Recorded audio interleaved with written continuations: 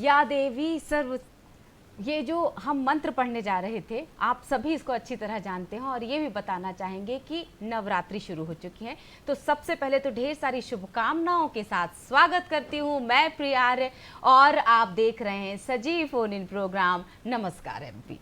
तो डिस्प्ले हो रहे होंगे फ़ोन नंबर, जल्दी से नोट कर लीजिएगा।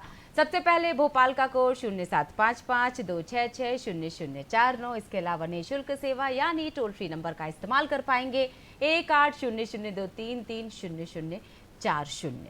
और इसी के साथ आपको सबसे पहले मैं बताऊंगी कि आज तीसरा दिन है नवरात्रि का, यानी कि आज 3 दिन हो चुके हैं। लगातार 9 दिन नवदुर्गा यानी माँ देवी की आराधना की जाएगी, स्तुति की जाएगी, मंत्र किए जाएंगे, श्लोक पढ़े जाएंगे, मतलब पूरे माहौल को पॉजिटिव सकारात्मक बना दिया जाएगा। एकदम आनंदमय ये माहौल है। और जिस तरह से हम चर्चा कर रहे हैं देवी माँ की, हिंदुओं के प्रमुख पर्व की मैं चर्चा कर रही हूँ, नवरात्रि, जिसका आज तीसरा दिन। चंद्रघंटा देवी इनका ये दिन होता है जो कि साहस और निडरता का वरदान देती हैं। सुख सौभाग्य में वृद्धि होती है। हम चर्चा करेंगे, इसको जारी रखेंगे, लेकिन विशेषज्ञ के साथ। फिलहाल तो मैं इस बातचीत को आगे बढ़ाती हूं और बात कर लेती हूं आज की तिथि के बारे में। तो क्या कह रही है आज की तिथि, दर्शकों को बताएंगे। विक्रम संवत 2080, अश्विन माह, शुक्ल पक्ष, तृतीया तिथि, 17 अक्टूबर। जी हाँ, आज की तारीख है 2023। आज हम साल की बात कर रहे हैं और दिन है मंगलवार।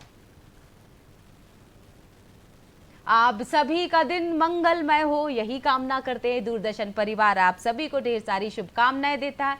अब चूंकि मैं शुरुआत ही जो कर रही थी देवी माँ की बातों से, देवी माँ के वरदान से, आज चंद्रघंटा देवी माँ के बारे में हम चर्चा कर रहे थे, नवरात्रि की हम चर्चा कर रहे हैं। तीसरा दिन हो चुका है, यानी पूरा उल्लास, उत्साह, ऊर्जा सब का समावेश है। तो हम माँ के इस स्वरूप का दर्शन करेंगे, किस तरह से माँ की आराधना की जाती है ये हम आपको बताएंगे।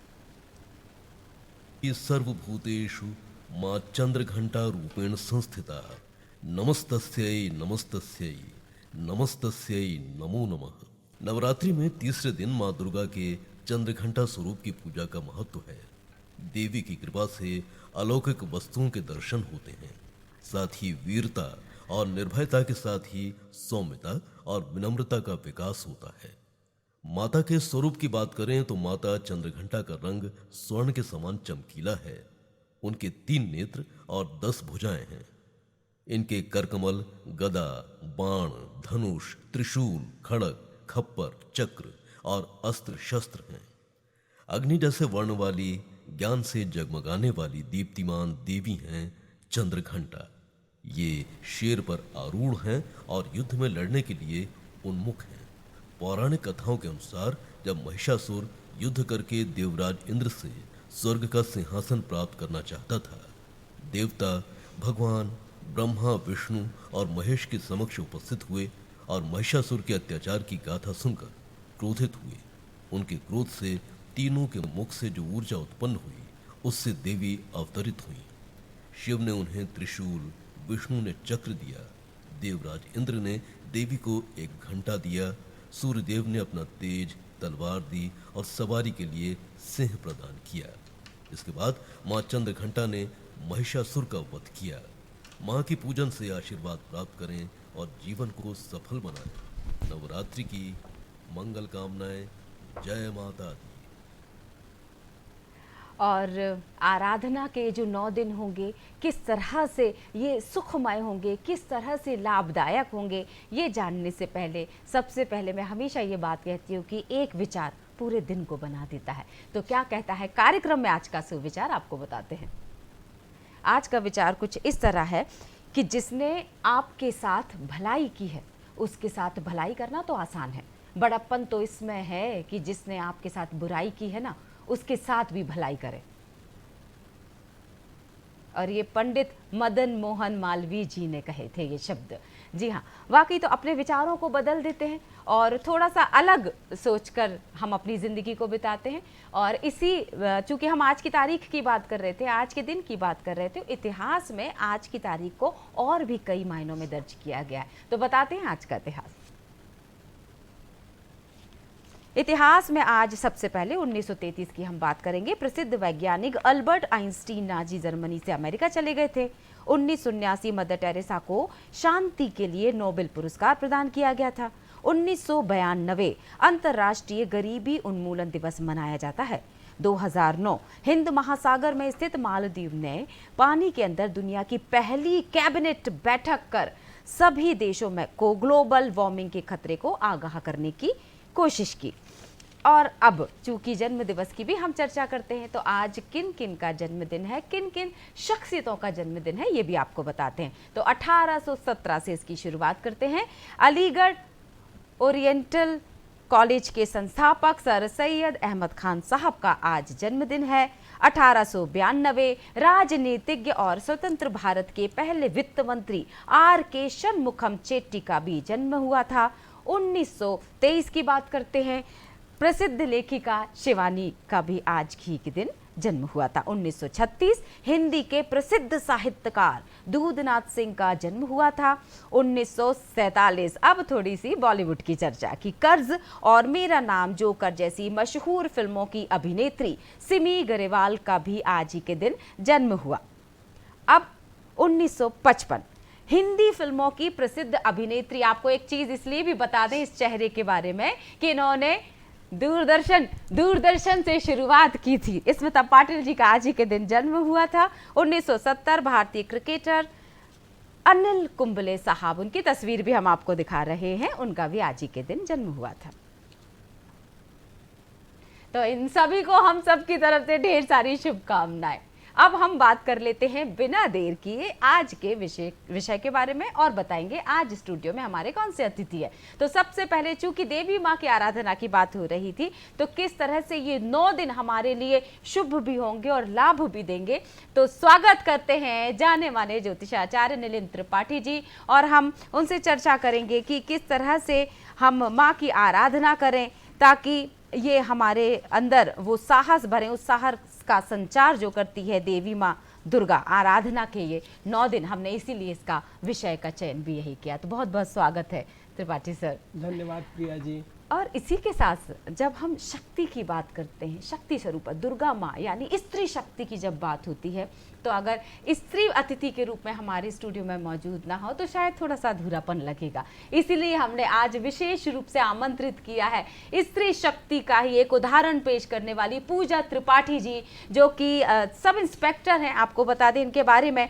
और ये police training and research institute Bhopal, जी हाँ। और विषय हम जिस पर चर्चा करेंगे, शक्ति का साहस और आराधना के 9 दिन, जो दोनों ही विषय एक दूसरे के पूरक हैं। तो चूंकि आराधना की बात हो रही थी, तो त्रिपाठी सर आपसे हम चर्चा को आगे बढ़ाएंगे जी। तो मुझे लगता है श्लोक से हम शुरू कर दें जी। या देवी सर्वभूतेषु मातृरूपेण संस्थिता नमस्तस्यै नमस्तस्यै नमस्तस्यै नमो नमः। माँ भगवती देवी की उपासना प्रत्येक व्यक्ति के जीवन में उसी तरह है जैसे हम अपना जीवन संचार कर रहे हों। हर व्यक्ति माँ से ही तो उत्पन्न है, और जब संपूर्ण सृष्टि में मातृत्व की प्रधानता होती है तो वात्सल्य, मुदिता, आनंद, आह्लाद और प्रसन्नता रहती है। माँ कुछ देना चाहती हैं, माँ कुछ खिलाना चाहती हैं, और माँ वो हैं जो हमारे उत्थान, अभ्युदय और उत्कर्ष का भाव रखती हैं।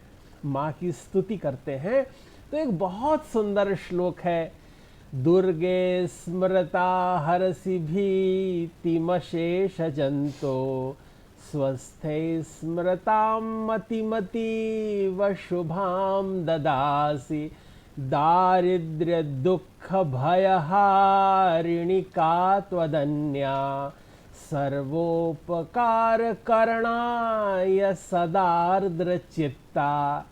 इसमें भक्त माँ से कह रहा है कि माँ आर्द्र चित्ता, आप गीले मन वाली बने, मेरी ओर जब देखें तो वात्सल्य पूरित दृष्टि से देखें, कठोर हृदय वाली न बने। अपनी माँ से जब कोई भक्त, कोई बच्चा, कोई शिशु इस तरह संवाद करता है तो माँ सचमुच आनंद युक्त हो जाती हैं, करुणा पूरित हो जाती हैं और वो आशीर्वाद देती हैं, मंगल करती हैं, आपके दुर्भाग्य का हरण कर देती हैं, सुख सौभाग्य का उदय करा देती हैं। क्या बात है। थोड़ी देर के लिए लगा कि हम मंदिर में बैठे हैं और पंडित जी श्लोक पढ़ रहे हैं और हम उसमें मगन हो चुके हैं। मैं आ जाती हूँ शक्ति के साहस पर, क्योंकि हम बात कर रहे हैं इस विषय पर भी। तो पूजा मैम, किस तरह का आपका अनुभव रहा? और आपसे सवाल रखने से पहले विशेष रूप से आपके लिए 4 पंक्तियां जिन्होंने हमें लिख कर भेजी हैं, वो पंक्तियां आपको मुझे लगता है समर्पित करते हुए सवाल को रखूंगी कि जो अपने भीतर साहस का संचार करती है वो दुर्गा है, जो भक्ति भावना से ओतप्रोत हो वो पार्वती है, जो पोषण का भाव जगाती है वो अन्नपूर्णा है, और हर नारी शक्ति है, हर बेटी देवी है। पूजा मैम, कैसा रहा आपका ये अनुभव सब इंस्पेक्टर की? जब आपने शायद ये सपना बुना होगा और आज जब आप फील्ड पर होती हैं तो किसी को ये अंदाज़ा लगा पाना मुश्किल होता होगा कि आप किस तरह की परिस्थितियों से जूझकर उस जगह पर खड़ी हुई हैं। धन्यवाद प्रिया जी। चंद पंक्तियों में अगर कहना चाहूँ तो बहुत शानदार रहा, उत्साह से भरा रहा, और कभी भी ऐसा नहीं लगा कि साहस में किसी भी प्रकार की कोई कमी है। और ये नहीं कहूँगी कि इस दौड़ में मैं अकेली थी, मेरा परिवार साथ रहा, मेरे सहयोगी, और ये पूरी दुनिया जो कि हमारी अपनी है। और जब भी हम कुछ करना चाहते हैं तो हमें ये नहीं सोचना चाहिए सबसे पहले कि यार कैसे होगा, होगा भी या नहीं होगा। अरे क्यों नहीं होगा, ज़रूर होगा और आपसे ही होगा। क्या बात है जी, बिल्कुल। तो जिस तरह से मैं सपने की बात कर रही थी, तो मतलब बचपन में आपने सोच लिया था कि पुलिस विभाग में जाना है, या फिर आपकी पृष्ठभूमि इस तरह की रही कि आपके मन में ये था कि मैं भी इसी विभाग में जाऊंगी? एक्चुअली जब सब इंस्पेक्टर का एग्ज़ाम होता है तो उसमें कुछ प्रेफरेंस होते हैं, और मैं जिस समय की रिक्रूट हूँ तो 2015 में मेरी पदस्थापना हो गई थी इस विभाग में। कुछ प्रेफरेंस पूछी जाती हैं कि उसके कोड होते हैं कि आपने क्या चूज़ करना है। हमारी भी अलग अलग फील्ड होती हैं। आपका ऑफिस वर्क चूज़ करना है तो उसके लिए स्पेशल ब्रांच होता है हमारा एक। आपने अगर एज आगे प्रमोट होके रिजर्व इंस्पेक्टर बन रहा है तो फिर आपको सूबेदार चूज़ करना होगा। ठीक है। इसके अलावा एक होता है जनरली जिसे सब जानते हैं डिस्ट्रिक्ट फोर्स, और एक और नया शुरू हुआ था निर्भया सेल। तो महिला सुरक्षा के लिए बेसिकली दैट टाइम कई सब इंस्पेक्टर्स की भर्ती की गई थी और मैं उसी में रिक्रूट हुई थी। तो मुझे अंदाज़ा भी नहीं था कि जो मेरा कोड था वो था E3, कि व्हाट इज़ E3 क्या है। लास्टली मुझे पता चला कि मैं स्पेशल जो हमारी सेल होती है, स्पेशल सेल ऊर्जा डेस्क, उसमें भर्ती हूँ। और बड़ा ही उत्साह से भरा होता है जब आप अपनी यूनिफॉर्म पहनकर फील्ड में उतरते हैं, सभी के बीच में बातचीत करते हैं, तो लोग आपको सुनना चाहते हैं, समझना चाहते हैं, अपनी समस्याएं रखना चाहते हैं, क्योंकि कहीं ना कहीं वो समभाव की और संवेदना की महिलाओं से ज़्यादा उम्मीद करते हैं। और मुझे ऐसा लगता है कि कोई भी व्यक्ति यदि थाने आता है या पुलिस के पास आता है तो एक होता है ना लाइक कि एक बार का किस्सा बताती हूँ कि मेरे पास एक अम्मा आई। उनके घर परिवार का छोटा मोटा सा कोई विवाद था और वो काफ़ी प्रयास कर रही थी कि कैसे भी मुझ तक पहुंच जाएं, और मैं तब थी चौकी प्रभारी भोजपुर। और मुझसे बातचीत हो जाए उनकी थोड़ी सी। फिर ऐसा होता है कि भाई प्रभारी तक पहुंचना बड़ा ये लगता है कि अरे बड़ा टफ है, कैसे पहुंचा जाएगा, कैसे अपनी बात रखी जाएगी। तो फिर उनसे उन्हीं की भाषा में बात करना, तो हम थोड़ा और जुड़ते जाते हैं। मतलब मुझे लगता है ट्रेनिंग के दौरान ही हो जाता है किस तरह बिल्कुल से बिल्कुल आपके पास मदद के लिए आने वाले शख्स को सहज महसूस करा देना। वो जी, मैं अगले सवाल के साथ आपके पास आऊंगी, लेकिन नीलम सर के पास पहले चली जाती हूँ कि पूजा पाठ का बहुत विधि विधान, तिथि, इन सब का बहुत मायने है, ताकि आप जिस उद्देश्य के साथ पूजन विधि, खास तौर से अगर मैं बात करना चाहूँ तो किस तरह से आपको लगता है कि हम ये तीसरे दिन के पूजा, आज की पूजा हम किस तरह से करें ताकि वो बिसरे ना बिल्कुल भी। ये बहुत अच्छी बात है, सबको जानना चाहिए। ये जो नवरात्रि है ये वे 9 दिन है जो ऋतु संधि के अवसर पर आते हैं। हाँ। तो ये आश्विन मास का ये जो शुक्ल पक्ष है ये ऋतु बदल रही है। अब धीरे धीरे हम शीतकाल की ओर बढ़ रहे हैं। तो जो ये नवरात्रि है शारदीय नवरात्रि और चैत्र नवरात्रि, दो विशेष नवरात्रियां हैं। इनमें ऋतु विशेष परिवर्तन होता है। अगर कोई संयमित रहता है तो उसका जीवन अत्यंत सहज सहज हो पाएगा, स्वाभाविक रहेगा। तो नवरात्रि में जो 9 चीजों का विशेष महत्व है कि हम स्त्री सम्मान करें, प्रतिपदा से लेकर के नवमी तक हर दिन इसलिए महत्वपूर्ण है कि माँ के एक एक स्वरूप की हम आराधना करें। जो 1 वर्ष की बच्ची है उसको प्रथम माँ भगवती के उस शैल पुत्री के स्वरूप में समझें। जो 2 वर्ष की कन्या है उसे माँ ब्रह्मचारिणी के रूप में उसकी आराधना करें। चंद्र घंटा माँ जो 3रे दिन की देवी है, 3 वर्ष की बच्ची अगर दिखे तो उसको उस रूप में मानकर उसकी पूजा करें। फिर जो कूष्मांडा देवी है, 4 वर्ष की जो बच्ची है उसको उस रूप में माने। स्कंद माता 5वें वर्ष की बच्ची है, कात्यायनी 6वें वर्ष की कन्या है, कालरात्रि 7वें वर्ष की कन्या है, महागौरी 8वें वर्ष की कन्या है और सिद्धिदात्री 9वें वर्ष की कन्या है। इस तरह हम 9 वर्ष की कन्याओं को मातृ रूप में मानते हैं। अगर कभी स्वप्न आ जाए, माँ रक्त वर्णिम लाल रंग के वस्त्र पहने हुए दिखाई दे जाए, आप समझिए आपकी मनोकामना पूरी होने वाली है। प्रातः काल उठे, स्नान ध्यान करने के बाद शुद्ध हृदय से दुर्गा सप्तशती के इन 700 श्लोकों का पारायण करे, पाठ करे।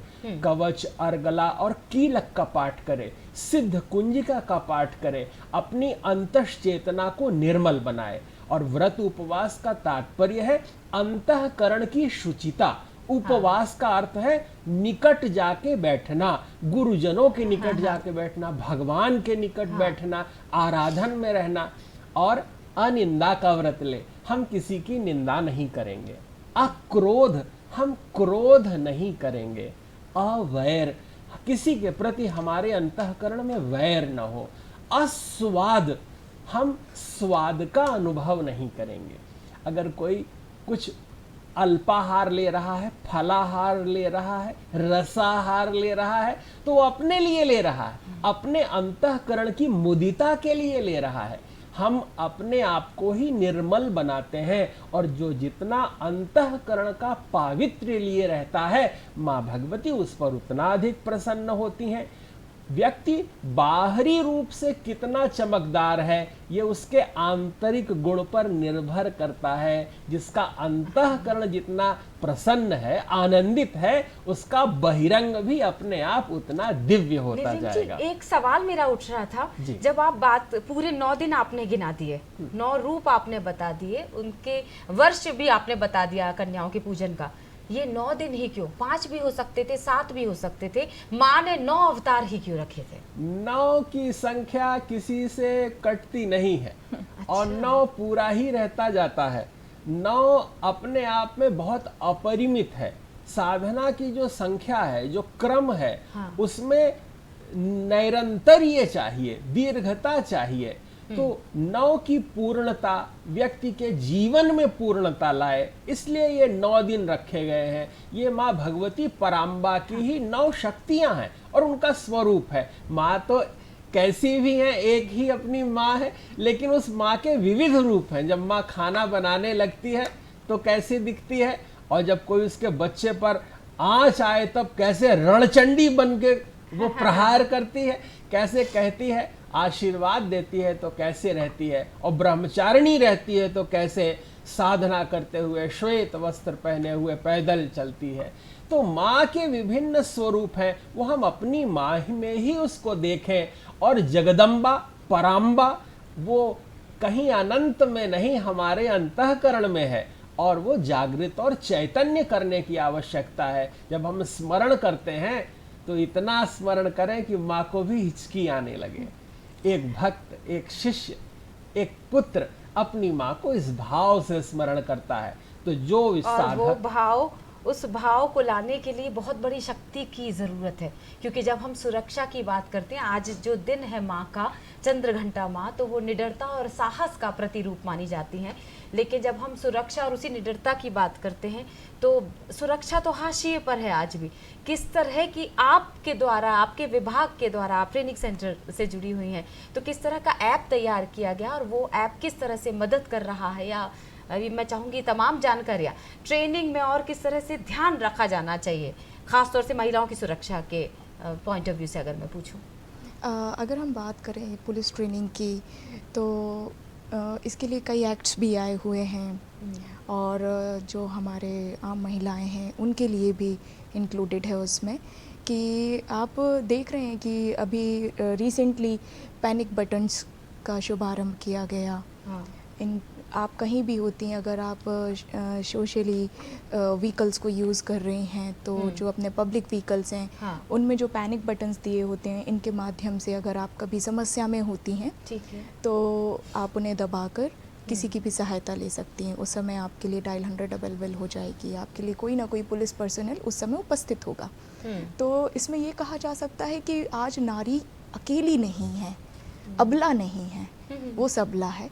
बस है इतनी सी बात कि उसे खुद भी अपनी शक्तियों का एहसास नहीं है।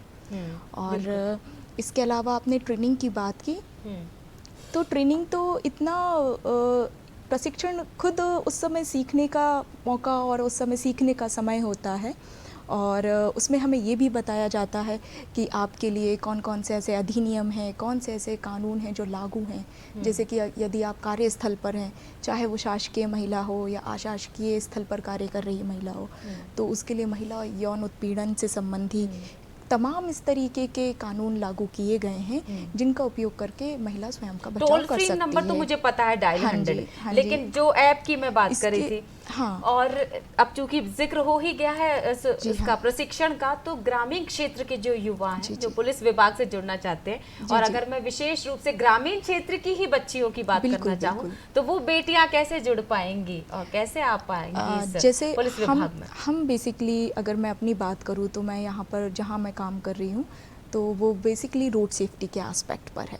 इसके अलावा अगर हम सिर्फ़ और सिर्फ महिला सुरक्षा के संबंध में यदि हम बात करते हैं, तो इसके लिए जगह जगह कैंपेन चलाए जाते हैं, जो कि बहुत निचले स्तर से होते हैं। छोटे से छोटे इलाकों में जा जाकर हमारे यहाँ की टीम उन्हें शिक्षित करती है, अवेयर करती है। और अभी यदि आपको जानकारी होगी कि सभी पुलिस लाइन में, जितनी भी पुलिस लाइन है, छोटे छोटे सेल बना के कैरियर काउंसलिंग की जा रही है। महिला ऊर्जा डेस्क इसका बेहतरीन बिल्कुल उदाहरण है। बिल्कुल बिल्कुल, जिसमें खुद मैं भी रिक्रूट हुई हूँ। अच्छा, हाँ जी अरे हाँ, वाह। हाँ जी हाँ। तो इस और आज का समय जो मीडिया का समय है, और आप सभी के माध्यम से इतनी अच्छी अच्छी सूचनाएं जो प्रसारित की जा रही हैं, उन तक पहुंचने के बाद मुझे लगता है कि बहुत ही कमतर कोई ऐसी महिला होगी। 33% आरक्षण भी है, जितनी हाँ मेरी जी, जानकारी कहती बिल्कुल, है। बिल्कुल, तो बिल्कुल। पूरी कोशिश की जाती है कि महिला भी इस जी विभाग जी से जी ज्यादा जी, से ज्यादा ज्यादा प्रतिशत में जुड़े। हाँ जी, बिल्कुल बिल्कुल। पंडित जी, क्या कहना चाहेंगे आप? अब बचे हुए 7 दिन हैं, और वो 7 दिन में हम क्या ऐसा कर ले, खासतौर से उपवास रखते वक्त किन चीजों का ध्यान ज्यादा दिया जाना चाहिए, ताकि हम कम से कम ये 7 दिन जो बचे हुए हैं उनसे ही लाभ कमा लें? जी जी, बहुत ही अच्छी बात है। हम आहार इसलिए लें कि हम स्वस्थ और प्रसन्न रहें। अन्न का एक भी क्षण और संत का एक भी क्षण नहीं व्यर्थ जाना चाहिए। हाँ। अन्न का कण और संत का क्षण, क्षण। ये व्यर्थ नहीं जाना चाहिए। और कहा गया है कि हम इतना ही आहार लें जिससे हमारा शरीर संवेदित रहे और वो अनुकूलता प्रदायक हो। क्योंकि ये जो 9 दिन है, इसमें जो हम व्रत उपवास करते हैं, उसका फल बड़ा अनंत है। हमें रोग नाश में सहायता मिलती है। दुर्गा सप्तशती करते समय एक बड़ा सुंदर श्लोक है, यदि इसका संपुटित पाठ कर लिया जाए, हाँ। तो व्यक्ति को कैसा भी किसी भी तरह का रोग हो, वो नष्ट हो जाता है। जी। रोगा न शेषा न पहंसि तुष्टा, रुष्टा तु कामान सकला न भीष्टान। त्वामाश्रितानां न विपन्नराणां त्वामाश्रिता ह्याश्रयतां प्रयान्ति। यह वह श्लोक है जिसका स्मरण मनन चिंतन कर पाठ करने से हम रोग नाश कर पाते हैं। दुर्गा सप्तशती में जहाँ रक्त बीज का प्रकरण आया है, उस प्रकरण का भी विशेष रूप से पाठ करने से कैंसर जैसी घातक बीमारियों पर भी विजय प्राप्त की जा सकती है। क्योंकि कैंसर भी वही रोग है कि जो रक्त है, रक्त बढ़ता जाता है, जिसको स्पर्श करता है और वो सेल भी कैंसर से युक्त हो जाता है। लेकिन रक्त बीज की वो जब घटना आती है कि माँ ने खप्पर लगा दिया और सारा रक्त उसी में रोक लिया, वो नीचे नहीं गिर पाया, तो दूसरा राक्षस या दूसरा वो कैंसर का कण नहीं उत्पन्न हुआ। इसका प्रभाव बड़ा अनंत है। इसीलिए साधक को कहा गया है इन नवरात्रि के 9 दिनों में अपनी अंतश्चेतना को जागृत करना है, स्वस्थ प्रसन्न रहना है। और जिसका अंतर्मन जागृत और प्रसन्न रहेगा, देवी माँ की उपासना में लगा रहेगा, कटुता रहित रहेगा, उसके जीवन में प्रमोद, आनंद, आह्लाद, अभ्युदय अपने आप आने लगेगा। और 9 दिन अगर कोई ये साधना कर लेता है तो निश्चय ही उसका संपूर्ण जीवन विकसित होगा। हाथ में भाग्य रेखा बन जाएगी, ललाट में दिव्य लेख लिख जाएंगे और अनुकूलताएं होंगी। पारस्परिक जीवन में आनंद और उल्लास होगा। अरे घर में सम्मान होने लगेगा कि देखो ये कितना साधक है। इसलिए परांगमुखी चेतना से अंतर्मुखी चेतना की इस दिव्य यात्रा का नाम नवरात्रि क्या है। बात है। खून के घूंट पीना, शायद रक्त बीज वाली जो घटना की आप बात कर रहे थे, तो मेरे दिमाग में ये वाक्य चल रहा था जो मैं पूजा जी के साथ इस वाक्य के साथ आना चाह रही थी। जिस साधना की ये बात कर रहे हैं, जिस ठहराव के व्यक्तित्व की बात कर रहे हैं, इस विभाग में ना तो मन में शांति रखी जा सकती है, ना ही चेहरे पे कोमलता रखी जा सकती है। आप किस तरह से इस आराधना और अपने साहस को मैनेज करती हो? प्रबंधन कैसा होता है आपका? वो तो ऐसा है कि जब भी परिस्थितियाँ, एक जो पुलिस अधिकारी होता है उसे परिस्थितियाँ खड़ा करती हैं, और सभी से अपील करना चाहूँगी कि हम सभी भी मनुष्य हैं और आप में से एक हैं। तो कभी ऐसा नहीं हुआ कि ये लगता हो कि बहुत ज़्यादा यहाँ सख्ती की आवश्यकता है या यहाँ पर बहुत ही सरलता की आवश्यकता है। जब आपका मैनेजमेंट बहुत अच्छा बेहतर होता है तो चाहे वो कड़े से कड़ी सज़ा पाने वाला अपराधी हो या किसी भी धारा के तहत आरोपी हो, उससे बातचीत करना, उससे अगर किसी अपराध को गलवाना है, ये सारी चीज़ें बड़ी सरल हो जाती हैं जब आपका एक कुशल प्रबंधन होता है। और वो प्रबंधन एक नारी बहुत बेहतर तरीके से कर सकती है। अब एक सवाल मैं रख लेती हूँ हाँ जी। आपसे, जो मैं बहुत देर से सोच रही थी कि मुझे आपसे पूछना चाहिए जी।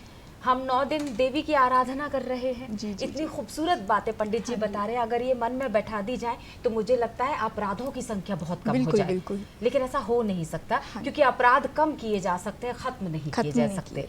इन 9 दिन जब आप हर साल उस अपने क्षेत्र में होती हैं, क्या इस तरह की घटनाएं रुकती हैं जो हम देवी आराधना की बात करते हैं, देवी स्तुति की जब बात करते हैं?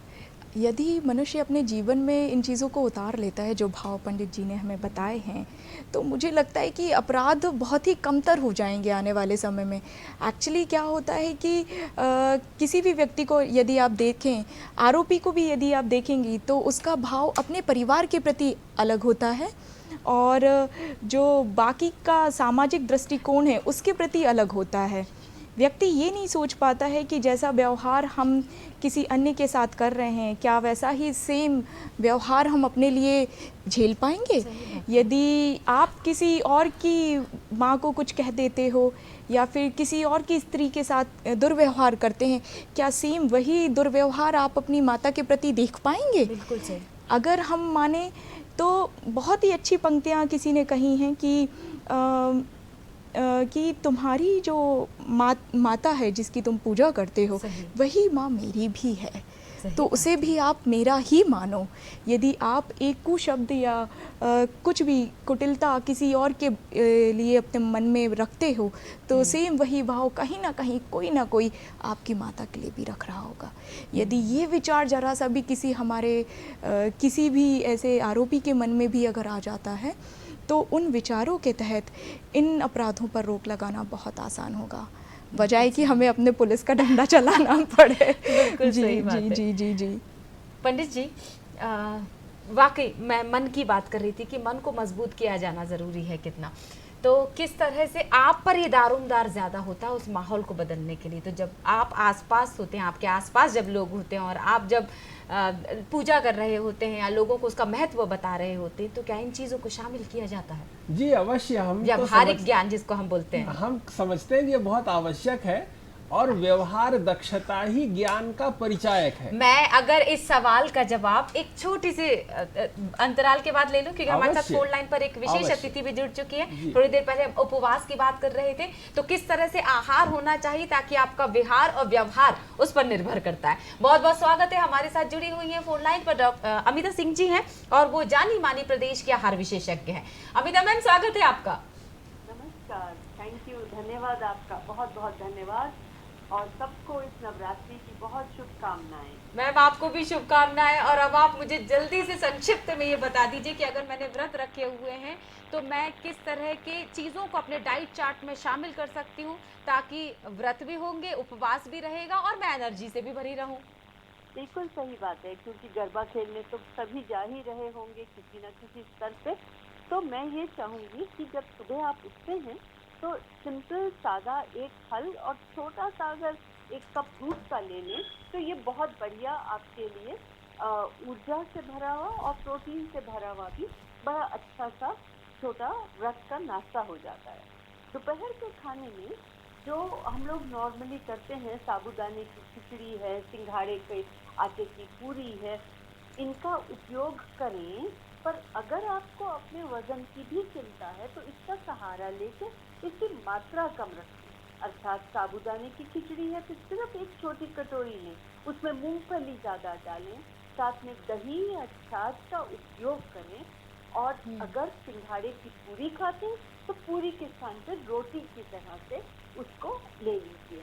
बिल्कुल मैम। बहुत अधिक मात्रा में आलू का उपयोग ना करके ठीक है। मतलब सब्जी की जगह पे फल को ले लें। और रात को जो साधारण खाना अगर खाते हैं तो इसकी भी मात्रा सीमित रखें, और नहीं तो दोपहर की ठीक है। थोड़ा सा ले लें।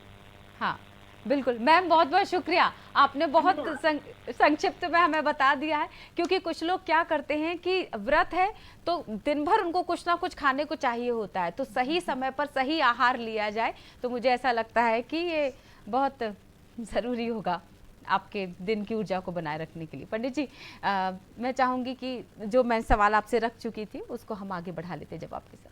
जी जी, बहुत ही नवरात्रि के पर्व में ये आराधना का पर्व है और पूर्णता प्रदान करता है। जिसके हाँ। विवाह इत्यादि नहीं हो रहे हैं, कार्य नहीं हो रहा है, मांगलिक कार्य नहीं हो रहे हैं। हाँ। बड़ा सुंदर श्लोक है, पत्नी मनोरमाम देहि मनोवृत्तानुसारिणीम तारिणीम दुर्ग संसार सागरस्य कुलोद्भवाम। ऐसी संतान हो हमारे घर में जैसे सगर के कुल में भगीरथ जैसे हुए कि गंगा जी का अवतरण करा दिया, अपने कुल को भी तारा और आज भी सबका तारण कर रहे हैं। जब माँ की आराधना हम करते हैं, स्वस्थ प्रसन्न चित्त होते हैं तो सकल मंगल होने लगता है। बहुत खाने पीने पर ही ध्यान नहीं देना चाहिए। लोग एकादशी में 11 आइटम खा रहे हैं, नवरात्र में रात को ही साबूदाना फुला दिया है कि सवेरे पकौड़ी बनेगी।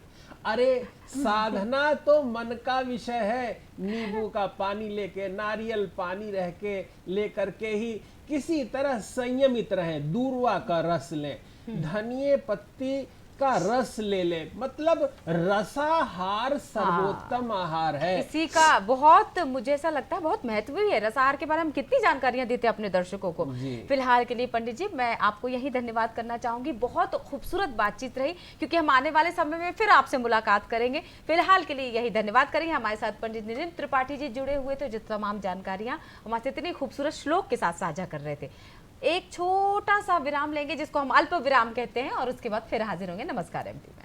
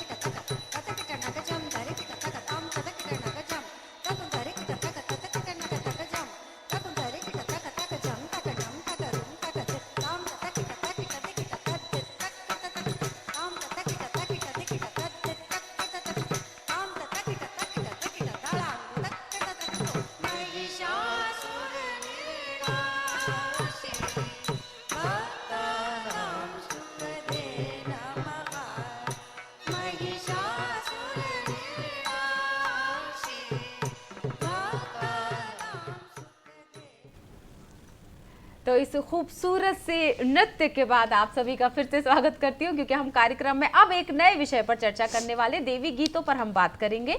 और देवी की आराधना की जब बात होती है तो बिल्कुल श्लोक तो आपने सुन ही लिए थे पंडित जी के माध्यम से, अब गीत भी हम गुनगुनाएंगे।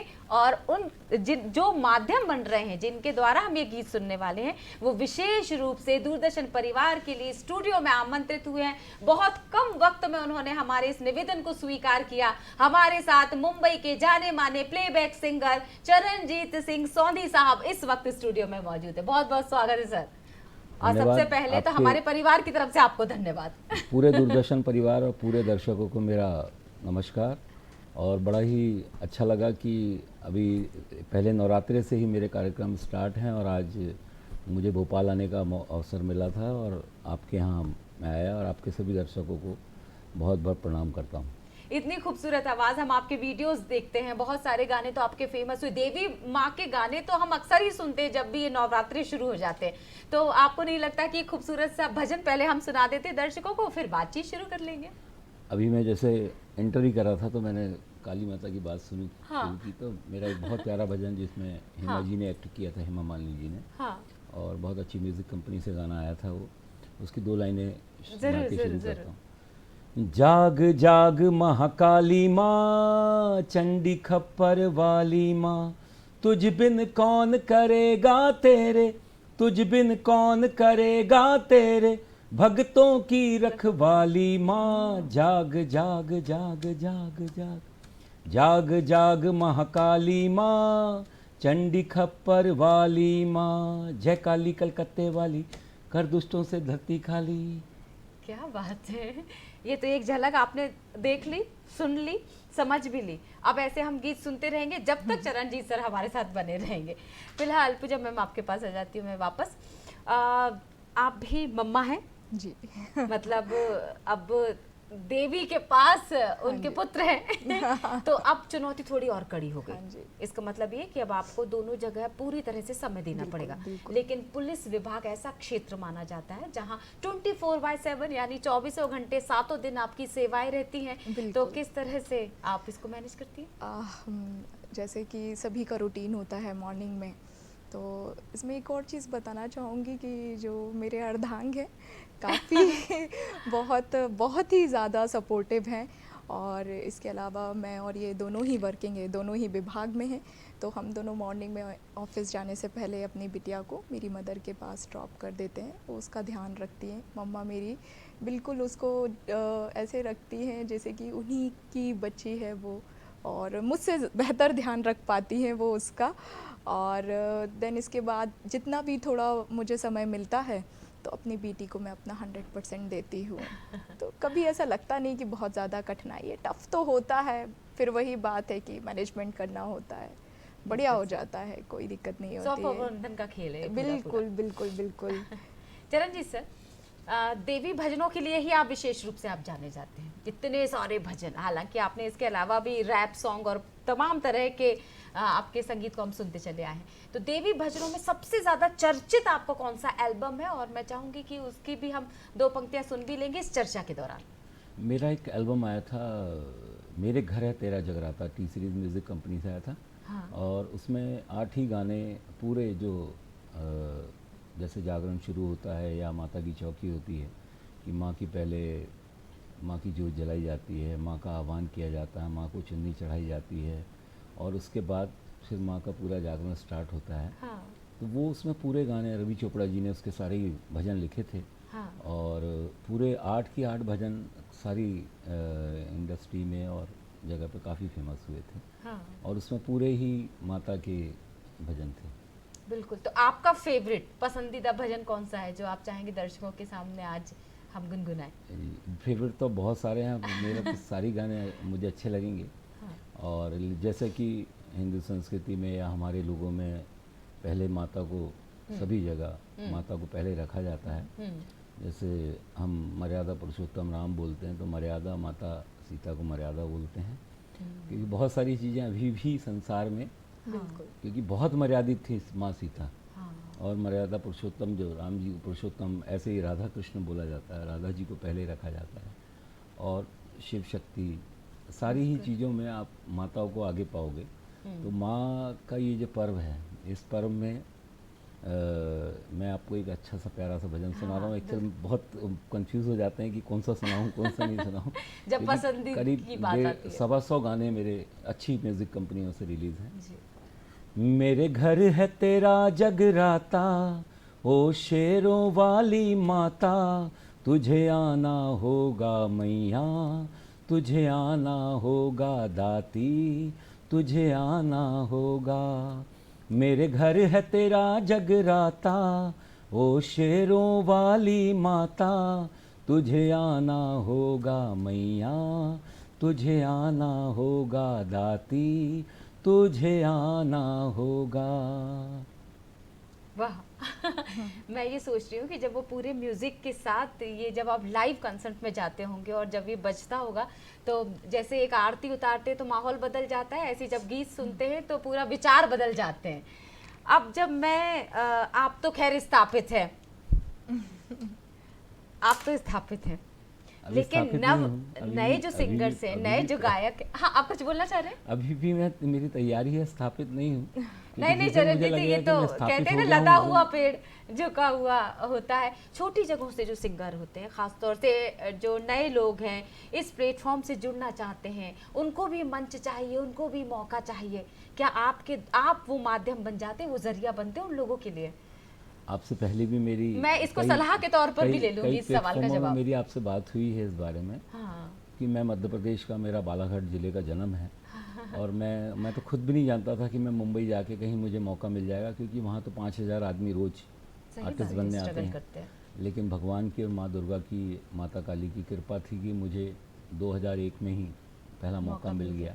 ज़्यादा लंबा समय नहीं लगा। तो मैं अब तो नए बच्चों के लिए, नए लोगों के लिए बहुत अच्छे अच्छे प्लेटफॉर्म है कि क्योंकि यूट्यूब से, अब यूट्यूब से आप भी चैनल बना सकते हो, लेकिन अगर आपने क्वालिटी वॉइस गाना बनाया, अच्छा गाना बनाया, तो वो ज़रूरी नहीं है कि आपका गाना टी सीरीज़ से हिट हो या सारेगामा म्यूज़िक से हिट हो। वो आपके ही चैनल से भी हिट हो सकता है। क्योंकि पहले हम लोग के टाइम पे कैसेट चलते थे, तो हम 8-8 गाने बनाते थे। 8 गाने में बहुत पैसा बजट लगता था। अब ऐसा माहौल हो गया है कि आप एक गाने को ही अपने प्लेटफॉर्म पे डाल के, और अगर अच्छा गाना है तो आप मुंबई में थोड़ा सा ट्राई करिए। और सारी म्यूज़िक कंपनी जो पहले आसानी से उपलब्ध नहीं होती थी, क्योंकि कंपटीशन का दौर है ये बहुत, तो नए आर्टिस्ट जो हैं वो मुंबई जाके, दिल्ली जाके अच्छी म्यूज़िक कंपनी में भी अपने एल्बम रिलीज़ के लिए ट्राई कर सकते हैं। और अब यूट्यूब सबसे अच्छा जरिया है। फिर सारे ही प्लेटफॉर्म जो हैं, स्पॉटिफाई और मुझे याद है अच्छी तरह, मेरी आपसे कई बार चर्चाएं हुई, कई बार मैंने आपसे हर विषय पर बात की है। एक बार जब मैं आपसे बात कर रही थी तो आपने जिक्र किया था कि आपने कुछ नए लोगों को मौका दिया। अब इस सवाल को मैं इससे भी जोड़कर देख लेती हूँ कि अभी तो आपने YouTube की बात कही, लेकिन ग्रामीण क्षेत्र के या कुछ ऐसे युवा भी हैं जो आना तो चाहते हैं, लेकिन हर कोई मुंबई की यात्रा तो कर नहीं सकता। तो क्या आप किस तरह की चीज़ों, मतलब सुझाव के रूप में आप क्या कहेंगे कि किस तरह से वो शुरुआत कर सकते हैं, कैसे उनको मंच भी मिल सकता है, और जो वो बिना मुंबई जाए अपने आप को साबित कर पाए, स्थापित कर पाए? देखिए, मेरा एक बहुत ही प्रसिद्ध गाना, क्योंकि मेरा जन्म मध्य प्रदेश का हुआ था, पंजाबी इंडस्ट्री में जाके मेरा गाना हिट हो गया। हाँ। और मुझे ETC अवार्ड में बुलाया गया अवार्ड के लिए। तो उसमें मैंने एक ऐसे लड़के को ब्रेक दिया था जो आज इंडिया का स्टार याद है, है मुझे। रजत टोकस, जो पृथ्वीराज चौहान में पृथ्वीराज चौहान बना था, जोध अकबर में अकबर बना था। हाँ। इसको पहला ब्रेक मेरे पंजाबी वीडियो से मिला था। तो हम जब दिल्ली में इस वीडियो शूट कर रहे थे, तो मेरे डायरेक्टर थे रुपेश राय सिकंद। तो रुपेश जी ने कहा कि ये लड़का बहुत अच्छा एक्टर है, इसको अपन ट्राई करते हैं। तो जब उसने एक्टिंग की तो हमें भी नहीं मालूम था कि ये मेरा भी गाना चल जाएगा और मेरे साथ साथ ये रजत लड़का का भी करियर चल जाएगा। लेकिन वो बड़ा गाना होने की वजह से उसको आसानी से एंट्री मिल जाती थी। एक कपूर के सीरियल्स में काफ़ी में आया वो, और उस समय मेरा गाना भी होता था, मैं सीरियल्स में गाता भी था। सास भी कभी बहू थी, कहानी घर घर की, कुमकुम, कसौटी ज़िंदगी की, ये सभी सीरियल में मैंने अपनी आवाज़ दी है। तो मैं ये बात इसलिए इस प्लेटफॉर्म से अपने सभी भाइयों को, बहनों को बताना चाहता हूँ कि आप अच्छे आर्टिस्ट को तलाशो पहले तो, जो आदमी, क्योंकि वो आपको उसमें आपको मेहनत कम करनी पड़ेगी। अगर आप सोचोगे कि मैं मतलब एक बार प्लेटफॉर्म पे जाता हूँ, तो इसके बजाय आप 2-3 तरीके से स्ट्रगल करो, आपको मौका भी मिलेगा और आपको प्रसिद्धि भी बहुत जल्दी मिल जाएगी। क्योंकि पहले प्रसिद्धियों का बहुत मतलब इतना बड़ा दायरा नहीं था, लेकिन अब तो बहुत सारे मौके अपनी आवाज़ पहुंचा देने के। सही बात है। लेकिन ये मैं रियलिटी शो से जुड़ा हुआ एक सवाल आपके पास लेकर आऊंगी। पूजा जी, आपसे बात करना चाहूंगी, आप बहुत ध्यान से सुन रही थी उनकी बात को, तो क्या आप कहना चाहेंगी? मैं वही कहना चाहूँगी, जैसा कि अभी सोनी जी ने बताया कि कहीं पर भी जाएंगे आप तो स्ट्रगल तो है, पर आपको अपनी दृढ़ इच्छा शक्ति रखनी पड़ेगी और उसी से आपको सफलता मिलेगी। और इतना मैंने सुना तो मुझे ऐसा लगता है कि अगर मेरे बिहाफ पर आप देखेंगे तो कहीं इतना अधिक संघर्ष शायद मेरे जीवन में भी नहीं रहा होगा, लेकिन एक आर्टिस्ट बनना बहुत टफ है। यदि आपको अब सही आर्टिस्ट का प्लेटफॉर्म जिक्र हो गया कि आपके अंदर भी ऐसा कोई कलाकार बैठा है, ये तो आपका प्रोफेशन है जिस पर हम चर्चा कर रहे हैं इस वक्त। कोई पैशन भी होता है हर इंसान का। बिल्कुल, सिंगिंग भी करती हूँ, डांसिंग भी करती हूँ, छोटी मोटी सिंगिंग ज़्यादा तो करती इसका हूँ, मतलब थोड़ा पैशन बहुत। अगर होता है आपके अंदर तो आप थोड़ा सा लाइट या थोड़ा सा ट्रैक से हटकर जब जिंदगी को जीते हैं। बिल्कुल, बिल्कुल। चरणजीत जी के पास मैं वापस आ जाती हूँ।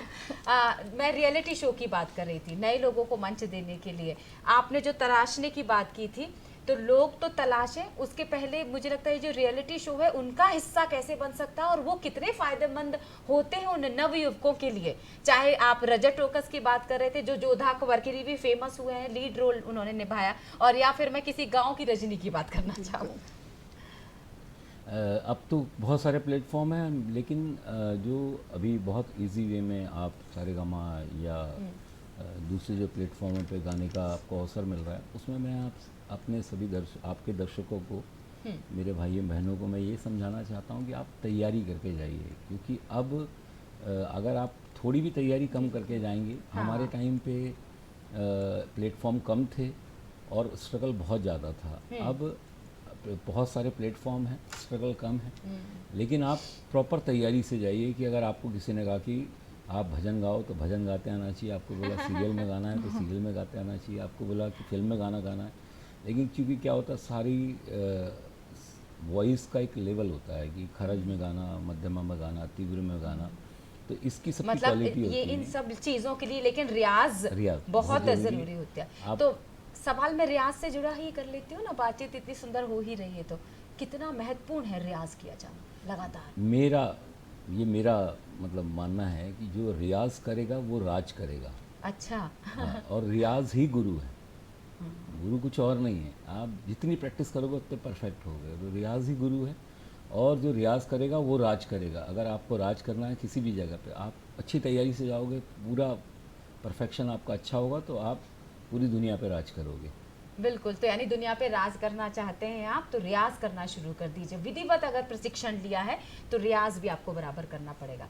अब उन अभिभावक जो हमारे दर्शक जो हैं इस वक्त हमारे कार्यक्रम को देख रहे होंगे चरणजीत जी, उन माता पिताओं के लिए आप क्या सुझाव देना चाहेंगे कि हर इंसान के अंदर टैलेंट होता है, तो अपने बच्चे के टैलेंट को पहचाने और उसको उसके क्षेत्र में जाने के लिए पूरी स्वतंत्रता दें? आप मेरे हिसाब से पूछोगे तो मैं इंडस्ट्री में जा चुका हूँ और मुझे बहुत सारे ऐसे लोग मिलते हैं, क्योंकि मैं बेसिकली एक्सीडेंटल सिंगर हूँ। मैं मुंबई किसी को छोड़ने गया था, हाँ। वो मुझे मुंबई छोड़ के आ गया, तो मुझे बहुत तकलीफ़ हुई कि ना मेरी तैयारी थी और ना मैं जानता था कि गाना कैसा होता है और कैसे स्टूडियो में गाऊंगा। तो जब मैंने शुरुआत की थी गाने की, तो मेरे साथ जावेद अली, सोहम, प्रिया भट्टाचार्य, प्रीति पिंकी, ये सब इंडिया के टॉप अभी स्थापित कलाकार हैं, मेरे को छोड़ के। अभी मेरा स्ट्रगल अभी भी चालू है। तो लेकिन वो लोग सब सीखे हुए थे और बहुत तैयारी से आए थे। क्योंकि मैं मुंबई किसी को छोड़ने गया था, तो वो मुझे जब छोड़ आया और मैं अपने दोस्त को छोड़ के नहीं आ सकता था मुंबई से, तो इस वजह से मैंने फिर अपनी तैयारी शुरू की और मुझे टाइम लगा। मुझे मौका तो 6 महीने में मिल गया था। टी सीरीज़ में मेरा पहला गाना माँ का ही गाना मैंने पहले टी सीरीज़ में गाया था, और उसके बाद फिर मैंने सीखना शुरू किया धीरे धीरे। तो आज मेरा 22 साल का सफ़र मुंबई में हो चुका है। तो मैं भी हमारे जो माता पिता मेरे को सुन रहे हैं, उनको मैं यही कहना चाहूँगा कि आप शॉर्टकट नहीं अपनाना, क्योंकि शॉर्टकट में आप एक बार जाओगे तो फिर वापस नहीं आ पाओगे। लेकिन अगर माता पिता अपने बच्चों को ये बात ज़रूर समझाएं, तो आप अपने बच्चों को अगर तैयार करके कि आप प्रॉपर उसको सिखा के, और किसी भी संगीत में एक बात और मैं आज आपके मार्फत सबको बताना चाहता हूँ कि आप संगीत में फिल्मी गानों को हल्के मत समझा कीजिए। जो लोग कहते हैं ना क्लासिकल सीख लो, फिल्मी तो कोई भी गा लेगा, लेकिन मैंने बहुत सारे ऐसे क्लासिकल सिंगरों को देखा है बहुत सारे जो इतना अद्भुत गाते हैं, लेकिन उनसे एक गाने की एक लाइन बोल दो कि आंखों की गुस्ताखी गाना सुना दो यार, तो वो सीधा सुर नहीं लगते, क्योंकि आदमी इतना सीख लेता है। बिल्कुल। तो लता जी, आशा जी, किशोर कुमार और मैं खुद भी, संगीत का कोई दायरा नहीं है, सागर है। तो आप किसी भी चीज़ को संगीत में हल्का नहीं समझिए कि आप फिल्मी गाने गा रहे हैं। बिल्कुल सही। तो फिल्मी गाने तो कोई भी गा लेगा, आप हमको क्लासिकल सिखाना है। लेकिन बहुत सारे ऐसे क्लासिकल वाले हैं जो फिल्मी बहुत जो छोटे स्तर का गाना है उसको गाने में भी बहुत तकलीफ है। छोटे छोटे से टिप्स हैं जो सर दे रहे हैं, मैं दर्शकों से अनुरोध करूंगी ज़रूर ध्यान में रख लीजिएगा। मैम, छोटे बच्चों की सुरक्षा को लेकर अगर मैं आपसे चर्चा करना चाहूँ कि क्या पहल की जा रही है? कई हमारे जी इस सवाल का आप संक्षिप्त में जवाब के साथ। फिर मैं वही बोलूँगी कि कई ऐसे कानून बने हुए हैं, कई ऐसे आश्रम बने हुए हैं, कई ऐसे NGOs हैं और कई ऐसे गवर्नमेंट्स के ऑर्गेनाइजेशंस हैं जिनके माध्यम से बच्चियों की सतत निगरानी, उनकी सुरक्षा की जाती है। इसमें हमारे NHM की भी भागीदारी होती है। और जो अगर हम किशोर से भी छोटे बच्चियों की बात करें तो बाल कल्याण मिशन है जो लगातार उनकी सुरक्षा की सतत निगरानी करता है। बिल्कुल, क्योंकि एक जिक्र ज़रूर करना चाहूँगी दर्शकों के साथ। उज्जैन की जो घटना हुई थी उसमें सबसे बड़े अपराधी वो अपराधी तो थे ही, लेकिन जो बड़े अपराधी थे वो दर्शक थे जिन्होंने उसकी मदद नहीं की थी। तो इस हमारा भी दायित्व बनता है, समाज का दायित्व बनता है कि बिल्कुल मदद की जाए। चरणजीत जी, मैं आपसे एक अंतिम अब जो सवाल है वो आपसे ही किया जाएगा, कार्यक्रम का अंतिम सवाल खूबसूरत गीत के साथ। मेरा माँ बेस्ड, माँ की बात चल रही है और अभी नवरात्रि चल रहे हैं। मेरा पहला गाना हिट भी, क्योंकि मेरा जन्म मध्य प्रदेश का, पंजाबी इंडस्ट्री में तो जाके दो मेरा गाना- पंक्तियां मैं तो चाहूंगी, दो बस लाइनें अब उसी की सुना रहा हूँ अब आपको। उसका समय थोड़ा- समाप्त हो रहा है तो मैं 2 लाइन सीधे सुन लेती हूँ। पुत्ता दे दर्द अवल्ले, कोई माँ होवे ता जाने, छड़ परदेस गया तेनू, माँ दी याद नावे, माँ दी याद नावे, पुत्ता दे दर्द अवल्ले, कोई माँ होवे ता जाने। क्या बात है। बहुत बहुत शुक्रिया सर। चरणजीत सोधी जी हमारे साथ जुड़े हुए थे, हमारे साथ पूजा त्रिपाठी मैम थी, दोनों को धन्यवाद करना चाहूंगी। और इसी की माँ आपकी सारी मनोकामनाएं पूरी करे, दूरदर्शन परिवार ये शुभकामनाएं देता है। तो फिलहाल के लिए मुझे यही दीजिए इजाजत। नमस्कार।